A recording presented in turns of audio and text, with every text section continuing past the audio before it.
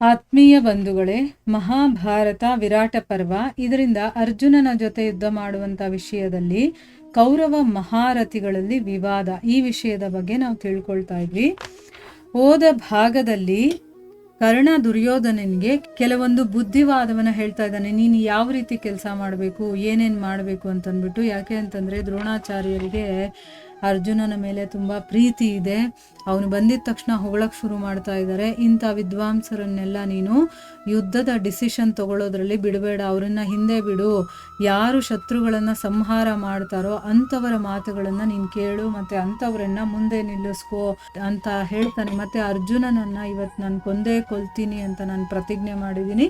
So ಆ ರೀತಿ ಮಾಡಿ ದುರ್ಯೋಧನನ ಋಣವನ್ನ ನಾನು ತೀರಿಸ್ಬೇಕು ಅಂತಂದ್ಬಿಟ್ಟು ಅವನು ಹೇಳ್ತಾ ಇದ್ದಾನೆ. ಈಗ ಮುಂದುವರೆದೇನಾಗುತ್ತೆ ಅಂತಂದ್ರೆ, ಇದನ್ನ ಕೇಳಿ ಕೃಪಾಚಾರ್ಯರು ಹೇಳ್ತಾರೆ, ಕರ್ಣ, ಯುದ್ಧದ ವಿಷಯದಲ್ಲಿ ನಿನ್ನ ಬುದ್ಧಿ ಸದಾ ವೀಕ್ ಆಗಿರತ್ತೆ. ನೀನು ಅದರ ಕಾರ್ಯದ ಸ್ವರೂಪದ ಕಡೆ ಗಮನ ಕೊಡೋದಿಲ್ಲ. ಅಂದ್ರೆ ಏನು, ನೀನ್ ಬರೀ ಏನೋ ಒಂದು ಮಾಡಬೇಕು ಅಂತ ಯೋಚನೆ ಮಾಡ್ಬಿಡ್ತೀಯ, ಆದ್ರೆ ನಿಜವಾಗಲೂ ಅದನ್ನು ಯಾವ ರೀತಿ ಯೋಚನೆ ಮಾಡಬೇಕು ಆ ರೀತಿ ಯೋಚನೆ ಮಾಡಲ್ಲ. ಮತ್ತು ಅದರ ಪರಿಣಾಮದ ಬಗ್ಗೆ ಕೂಡ ನೀನು ಯೋಚನೆ ಮಾಡೋದಿಲ್ಲ. ವಿಚಾರ ಮಾಡಿದ ಮೇಲೆ ಏನು ಗೊತ್ತಾಗುತ್ತೆ ಅಂತಂದ್ರೆ, ನಾವು ಅರ್ಜುನನಿಂದ ಲೋಹವನ್ನ ತಗೊಳ್ಳೋದ್ರಲ್ಲಿ ಸಮರ್ಥರಾಗಿಲ್ಲ. ಅಂದ್ರೆ ಏನು, ಅವನಿಂದ ಹೊಡೆತ ತಿನ್ನೋದ್ರಲ್ಲಿ ಸಮರ್ಥರಾಗಿಲ್ಲ. ನೋಡು, ಅವನು ಒಬ್ಬನೇ ಚಿತ್ರಸೇನ ಗಂಧರ್ವನ ಸೇವಕನನ್ನ ಯುದ್ಧ ಮಾಡಿ ಸಮಸ್ತ ಕೌರವರ ರಕ್ಷಣೆ ಮಾಡಿದ್ದ. ಮತ್ತೆ ಒಬ್ಬನೇ ಅಗ್ನಿದೇವನನ್ನು ಕೂಡ ತೃಪ್ತಿಗೊಳಿಸಿದ್ದ.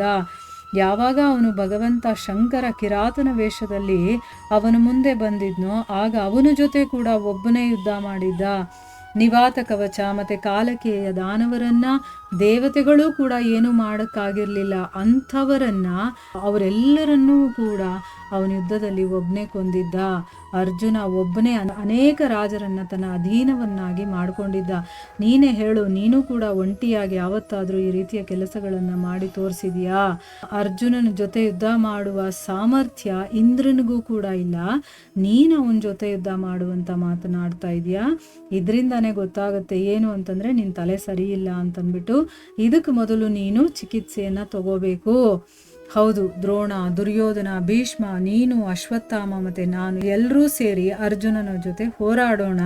ನೀನೊಬ್ಬನೇ ಅವನ ಜೊತೆ ಹೋರಾಡುವಂತ ಸಾಹಸವನ್ನ ಮಾಡಬೇಡ ಅಂತ ಹೇಳ್ತಾರೆ. ಅಂದ್ರೆ ಅವನು ಅಷ್ಟು ಶಕ್ತಿವಂತ, ನೀನು ಅನ್ಕೊಂಡಷ್ಟು ಅವನು ವೀಕ್ ಅಲ್ಲ ಅನ್ನೋದನ್ನ ಇಲ್ಲಿ ಹೇಳ್ತಾ ಇದ್ದಾರೆ. ಇದಾದ್ಮೇಲೆ ಅಶ್ವತ್ಥಾಮ ಹೇಳ್ತಾನೆ, ಇನ್ನೂ ನಾವು ಗೋವುಗಳನ್ನ ಗೆದ್ದೇ ಇಲ್ಲ, ಮತ್ತೆ ನಾವು ಮತ್ಸ್ಯ ರಾಜ್ಯದ ಸೀಮೆಯನ್ನ ತಲುಪಿದೀವಿ ಅಷ್ಟೇನೆ. ಹಸ್ತಿನಾಪುರ ಇನ್ನೂ ಬಹಳ ದೂರ ಇದೆ. ಹೀಗಿದ ಮೇಲೆ ನೀನು ಈ ರೀತಿ ಬಡಬಡಿಸ್ತಾ ಏನು ಮಾತಾಡ್ತಾ ಇದೀಯ ನೀನು? ದುರ್ಯೋಧನ ಬಹಳ ಕ್ರೂರ ಮತ್ತೆ ನಿರ್ಲಜ್ಜನಾಗಿದ್ದಾನೆ. ಇಲ್ಲದೆ ಇದ್ದಿದ್ರೆ ದ್ಯೂತದಲ್ಲಿ ರಾಜ್ಯವನ್ನ ಗೆದ್ದು ಯಾವ ಕ್ಷತ್ರಿಯನಿಗೆ ತಾನೇ ಸಂತೋಷ ಆಗತ್ತೆ? ಅಂದ್ರೆ ಒಬ್ಬ ಕ್ಷತ್ರಿಯನಾದವನು ಹೋರಾಡಿ ರಾಜ್ಯವನ್ನ ಗೆಲ್ಲಬೇಕು, ದ್ಯೂತದಲ್ಲಿ ರಾಜ್ಯವನ್ನ ಗೆಲ್ಲೋದಲ್ಲ. ಅದಕ್ಕೋಸ್ಕರನೇ ಯಾವ ರೀತಿ ನೀನು ದ್ಯೂತವನ್ನ ಆಡಿದ್ದೆ, ಇಂದ್ರಪ್ರಸ್ಥವನ್ನ ಗೆದ್ದೆ, ಮತ್ತೆ ದ್ರೌಪದಿಯನ್ನ ಬಲವಂತದಿಂದ ಸಭೆಯ ಒಳಗೆ ಕರ್ಕೊಂಡು ಬಂದಿದ್ಯೋ ಅದೇ ರೀತಿ ಈಗ ಅರ್ಜುನನ ಜೊತೆ ಯುದ್ಧ ಕೂಡ ಮಾಡು ಅಂತಂದ್ಬಿಟ್ಟು ಹೇಳ್ತಾನೆ. ಕಾಲ, ವಾಯು, ಮೃತ್ಯು ಮತ್ತೆ ಬಡವಾನಲ ಅಂದ್ರೆ ಅಗ್ನಿ ಯಾವಾಗ ಕೋಪ ಮಾಡ್ಕೊಳ್ತಾರೋ ಆಗ ಏನನ್ನಾದ್ರೂ ಅಥವಾ ಸ್ವಲ್ಪವಾದ್ರೂ ಕೂಡ ಬಿಡ್ತಾರೆ. ಅಂದ್ರೆ ಏನು, ಕಾಲ ಮತ್ತೆ ಗಾಳಿ ಆಗಿರ್ಬೋದು, ಮೃತ್ಯು ಆಗಿರ್ಬೋದು, ಅಥವಾ ಬೆಂಕಿ ಆಗಿರ್ಬೋದು, ಅದು ಸ್ವಲ್ಪ ಆದ್ರೂ ಬಿಟ್ಟರೂ ಬಿಡ್ಬೋದು. ಆದ್ರೆ ಅರ್ಜುನ ಕೋಪ ಏನಾದ್ರೂ ಮಾಡ್ಕೊಂಡ ಅಂತಂದ್ರೆ ಏನನ್ನು ಬಾಕಿ ಉಳಿಸೋದಿಲ್ಲ. ಅದಕ್ಕೋಸ್ಕರ ಯಾವ ರೀತಿ ನೀನು ದ್ಯೂತ ಸಭೆಯಲ್ಲಿ ಶಕುನಿಯ ಸಲಹೆಯ ರೀತಿ ಯುದ್ಧ ಆಡಿದ್ಯೋ ಅದೇ ರೀತಿ ನೀನು ಈಗ ಮಾವನ ಹೇಳಿಕೆಯಂತೆ, ಅಂದ್ರೆ ನಿನ್ನ ಮಾವ ಹೇಳಿದನಲ್ಲ ಅದೇ ರೀತಿ ಅರ್ಜುನನ ಜೊತೆ ಹೋರಾಡು. ಬೇರೆ ಯಾರಾದ್ರೂ ವೀರರು ಯುದ್ಧ ಮಾಡ್ಲಿ, ನಾನಂತೂ ಅರ್ಜುನನ ಜೊತೆ ಯುದ್ಧ ಮಾಡೋದಿಲ್ಲ.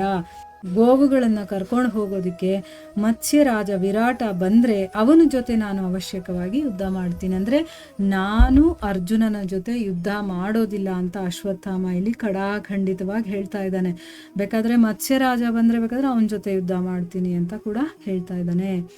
ಆಮೇಲೆ ಭೀಷ್ಮ ಪಿತಾಮಹರು ಹೇಳ್ತಾರೆ, ಅಶ್ವತ್ಥಾಮ ಮತ್ತೆ ಕೃಪಾಚಾರ್ಯರ ವಿಚಾರ ಬಹಳ ಸರಿಯಾಗಿದೆ, ಅವರು ಹೇಳ್ತಾ ಇರೋದು ಕರೆಕ್ಟ್ ಆಗಿದೆ. ಕರ್ಣ ಮಾತ್ರ ಕ್ಷತ್ರಿಯ ಧರ್ಮದ ಅನುಸಾರವಾಗಿನೇ ಯುದ್ಧ ಮಾಡಬೇಕು ಅಂತಿದ್ದಾನೆ.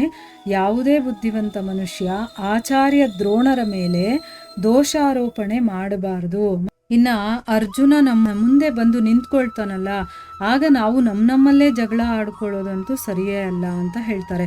ಆಚಾರ್ಯ ಕೃಪರು ಮತ್ತೆ ದ್ರೋಣರು ಮತ್ತೆ ಅಶ್ವತ್ಥಾಮನಿಗೂ ಕೂಡ ಈ ಸಮಯದಲ್ಲಿ ಕ್ಷಮಿಸ್ಬೇಕು. ಬುದ್ಧಿವಂತರು ಸೈನ್ಯಕ್ಕೆ ಸಂಬಂಧಿಸಿದ ದೋಷಗಳನ್ನು ಹೇಳಿದಾರೋ ಅದರಲ್ಲಿ ತಮ್ಮಲ್ಲೇ ಒಡಕುಂಟಾಗೋದು ಎಲ್ಲಕ್ಕಿಂತ ದೊಡ್ಡ ದೋಷ ಅಂತ ಹೇಳಿದ್ದಾರೆ. ಅದಕ್ಕೋಸ್ಕರ ಮೊದಲು ನಾವೇ ಕಿತ್ತಾಡೋದನ್ನ ಬಿಡಬೇಕು, ಇಲ್ಲ ಅಂತಂದ್ರೆ ನಾವು ಸೋಲೋದು ಗ್ಯಾರಂಟಿ ಆಗುತ್ತೆ ಅಂತ ಅಂದ್ಬಿಟ್ಟು ಹೇಳ್ತಾರೆ. ಅದಕ್ಕೆ ದುರ್ಯೋಧನ ಹೇಳ್ತಾನೆ, ಆಚಾರ್ಯರೇ ಈ ಸಮಯದಲ್ಲಿ ನನ್ನನ್ನು ಕ್ಷಮಿಸ್ಬಿಡಿ ಮತ್ತೆ ಶಾಂತವಾಗಿರಿ. ಈ ಸಮಯದಲ್ಲಿ ಗುರುದೇವರ ಚಿತ್ತದಲ್ಲಿ ಯಾವುದೇ ಅಂತರ ಬರದಿದ್ರೆ ಆಗ ಮಾತ್ರ ನಮ್ಮ ಮುಂದಿನ ಕೆಲಸ ಆಗುವಂತ ಸಂಭವವಿದೆ. ಅಂದ್ರೆ ಏನು, ಗುರುಗಳು ಶಾಂತವಾಗಿರಬೇಕು, ಅವರು ಈ ರೀತಿ ವಿಚಾರಗಳನ್ನ ಮಾಡಬಾರ್ದು, ಇಲ್ಲ ಅಂತಂದ್ರೆ ನಮ್ಮ ಮುಂದಿನ ಕೆಲಸ ಎಲ್ಲ ಸರಿಯಾಗಿ ಆಗೋದಿಲ್ಲ ಅಂತ ಅಂದ್ಬಿಟ್ಟು ಅವನು ಹೇಳ್ತಾನೆ. ಇಲ್ಲಿಗೆ ನಾವು ನಿಲ್ಲಿಸೋಣ. ಹರೇ ಕೃಷ್ಣ.